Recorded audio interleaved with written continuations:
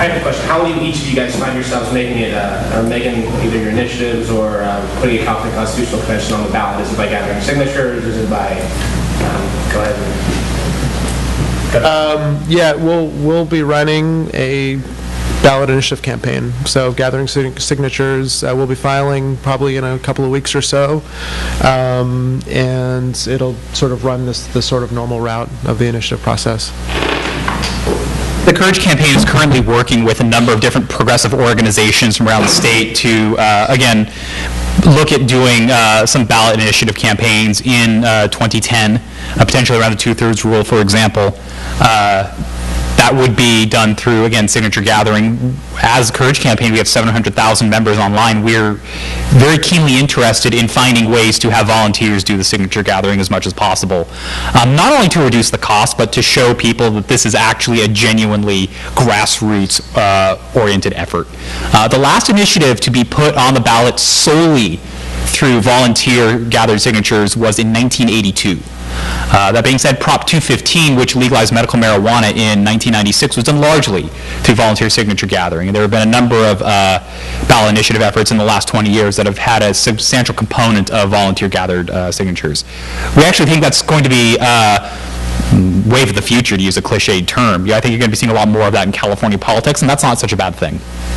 Yeah, if you, we have to go through the signature gathering process as well. We have 2 initiatives going on the ballot next year. We're submitting them for title and summary in the next couple of weeks, and we'll need to submit several million signatures by April of next year. And we are also looking at volunteer signature gathering. It's one of the reforms we would like to see is just the complete abolition of paid signature gathering. It's an absolute abomination that that people prostitute initiatives outside Safeway, and again, it's just the power and influence of money that has taken over our initiative process. So we would like to lead by example and collect our signatures through a volunteer army, and we know how difficult that is. As Robert said, it's been, I think, Alan Cranston organized the state county by county or assembly district by assembly district, and I think that's sort of the last time it was done successfully. Prop 11 tried last year. The League of Women Voters made a real honest effort, but then eventually at the 11th hour had to engage paid signature gatherers. But we would like to do that, and we think it's the right way to go and sets the right tone for the campaign. Well, as mentioned earlier, we're working in an advisory capacity with Repair California to flesh out some of the details, but we also work with municipal government and government at a variety of levels to educate about the type of reforms that we promote and support. So, for example, the city of Sacramento is looking at potentially using ranked choice voting for their municipal elections. The city of Albany is considering proportional representation. San Jose is looking at using ranked choice voting. LA City and County is looking at ranked choice voting. Pasadena and Long Beach are looking at ranked choice voting. And Oakland and Berkeley will start using ranked choice voting in the next election cycle. So one of the things we do is we very much are on the ground working with community organizations, working with elected officials, working with election officials to give all the information that they need to make good decisions. And then once they move to adopt one of these other forms of elections, then we work with them and other organizations like the League of Women Voters to make sure that the voters have all the information they need before going to the polls.